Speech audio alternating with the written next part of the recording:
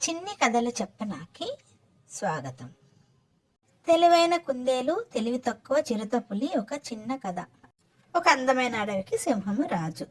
సింహానికి కుందేలు ఒక మంచి మిత్రుడు. సింహానికి చిట్టి కుందేలు అంటే చాలా ఇష్టం. ఇద్దరు కలిసి చక్కగా విహారానికి వెళ్ళేవారు. అలాగే ఇద్దరు కలిసి నీటిలో ఉన్న చేపలను పట్టుకునేవారు, నీటిలో ఈదేవారు. అందమైన సీతాకొక చిలుకలను పట్టుకునేవారు.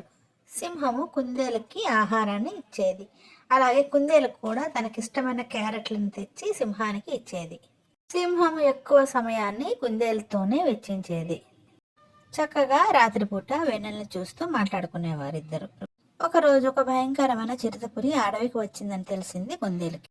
చిరుతపులి అడవంతా తిరుగుతూ, ఈ అడవికి నేనే రాజుని, నన్ను ఓడించేవారు ఎవరూ లేరు ఇక్కడ అని తన భయంకరమైన ఆకారంతో అందరినీ భయపెట్టసాగింది.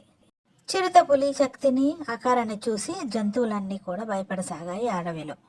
కోపంతో చిరుతపులితో బోరుకి వెళ్ళబోతున్న సింహాన్ని ఆపింది చిట్టి కుందేలు. నేస్తం, నువ్వు నా మాట వినాలి. నీకు శక్తి ఉన్నది, కానీ మనం ఎందుకు అటువంటి మూర్ఖపు చిరుతపులి కోసము వాడడము? మనం యుక్తితో ఆ మదమెక్కిన చిరుతపులిని ఓడించడానికి ప్రయత్నిద్దాము. నా యుక్తి పారకుంటే మీ శక్తిని అప్పుడు చూపించవచ్చు అని సింహాన్ని ఒప్పించి చిరుతపులి దగ్గరికి బయలుదేరింది కుందేలు. దారిలోనే కనిపించిన చిరుతపులిని చూసి మొదట్లో మెల్లగా భయపడింది కుందేలు. అయినా ధైర్యం తెచ్చుకొని చిరుతపులి ఎదురుగా వెళ్ళి నిలబడింది. చిరుతపులికి సలాములు చేస్తూ కుందేలు చిరుతపులిని పొగడతలతో ముంచెత్తింది. అడవి రాజు సింహానికన్నా మించిన ధైర్యవంతుడు వేరొక చోట ఉన్నాడు, చూపిస్తాను రండి అని చెప్పి చిరుతపులిని తీసుకువెళ్ళింది కుందేలు. చిరుతపులిని ఒక పెద్ద బావి దగ్గరికి తీసుకుని వెళ్ళింది చిట్టి కుందేలు. కుందేలు చిరుతపులితో, ఈ అడవికి రాజైన సింహం ఎలాగూ మీకన్నా బలహీనుడు, కానీ మీరు ఓడించాల్సింది అతి బలవంతుడైన ఇంకొక ప్రాణి ఉన్నది. దాని నివాసము ఈ బావిలోనే, తొంగి చూడమని చెప్పింది కుందేలు చిరుతపులితో.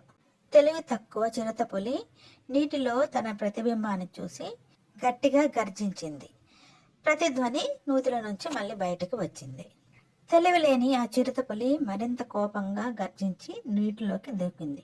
శక్తి తప్ప తెలివితేటలేని ఆ పులి నీటిలోకి గెంతగానే అర్థమైంది కుందేలు తనని మోసం చేసిందని. ఇంతలో సింహం కూడా అక్కడికి వచ్చింది.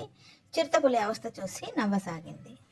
సింహము చిరుతపులితో అంది, నీలాంటి వాళ్ళకి నా శక్తి కాదు, కుందేలు యుక్తే సరైనది అని చెప్పింది. తన చిట్టి స్నేహితుడైన కుందేలు వైపు ప్రేమగా చూసింది సింహము. ఎంతో కృతజ్ఞతలు చెప్పింది. సింహము సంతోషంగా ఆ రోజు అడవిలో సమావేశం ఏర్పరిచింది. మిగిలిన జంతువులన్నింటినీ కూడా పిలిచింది. తనను, తమ అడవిని కూడా కాపాడిన కుందేలు పిల్లని తనకి అత్యంత ముఖ్యమైన సలహాలు ఇచ్చే మంత్రిగా చేసుకుంటున్నట్టు ప్రకటించింది. అడవిలో జంతువులు, పక్షులన్నీ కూడా సింహము చెప్పిన దానికి అంగీకరించాయి. అప్పటి నుంచి సింహము కుందేలు స్నేహము మరింత ఎక్కువైంది. ఇద్దరూ కూడా మరింత ఆనందంగా, సంతోషంగా తమ స్నేహాన్ని కొనసాగించసాగారు. ఇలాంటి మరిన్ని చిన్ని కథల కోసం do like, share and subscribe my channel చిన్ని కథలు చెప్పనా.